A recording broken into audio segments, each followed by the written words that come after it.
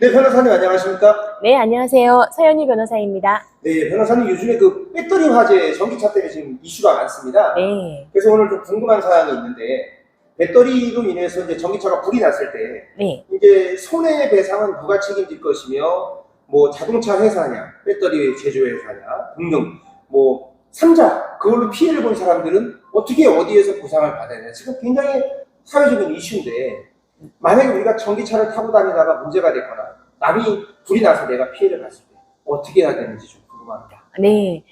최근에 정말 전기차가 화재가 나서 지금 막대한 손해가 발생했잖아요.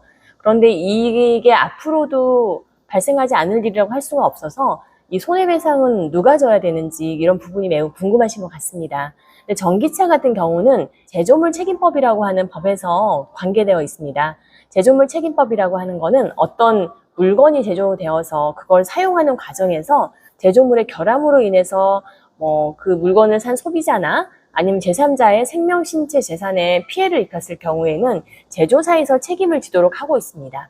그렇다면 이런 전기차 같은 경우에는 제조사에서 일반적으로 책임이 있다라고 볼 수도 있고요. 근데 이거는 이제 제조물의 결함이 있다는 전제 하에서 제조물 책임법에 따른 손해배상 책임이 있고요. 근데 전기차 같은 경우에는 굉장히 복잡하잖아요. 부품도 굉장히 많고요. 이번에 일어난 사고는 이제 배터리에서 발화가 되었고 그 발화가 된 것이 일반적인 소방 과정에서는 진압이 되지 않기 때문에 확대 피해가 엄청나게 발생을 한 것이잖아요. 그러면 전기차를 사용한 차주가 사용하는 과정에서 어떠한 소홀함이 있었다면 차주에게도 손해배상 책임이 발생하실 수 있고요.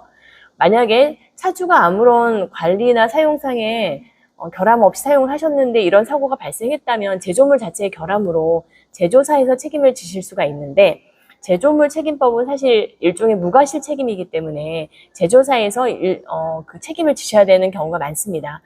그리고 이 제조물에서로 들어가 보시면 차를 제조하신 그 자동차 회사에서 책임을 질지 아니면 그 안에 발화점이 되었던 배터리를 제조한 배터리 제작사에서 책임을 질지는 또 원인을 규명하는 과정에서 서로 책임이 있고 없음을 따져봐야 될 것으로 보입니다.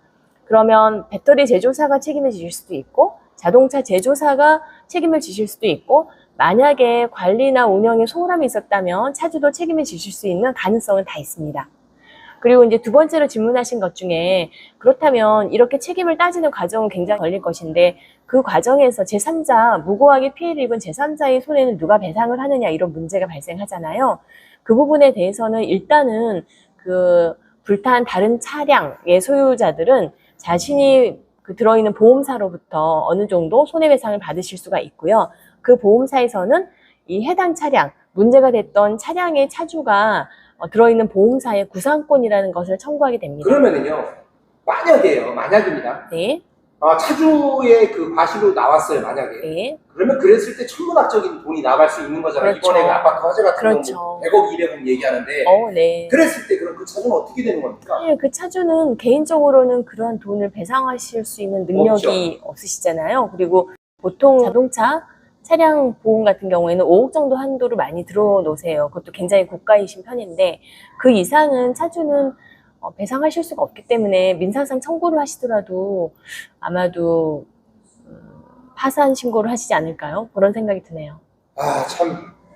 참 복잡한 우리가 세상에 살고 있습니다. 그러게요. 내가 잘해도 피해를 줄 수 있고 네. 내가 잘못이 없는데 피해를 받을 수 있는 이런 참 애매모호한 정말 세상에 우리가 살고 있는데 오늘 전기차로 인해서 피해를 보거나 피해를 줬을 때 방법에 대해서 정보를 주셨습니다. 감사합니다. 네, 감사합니다.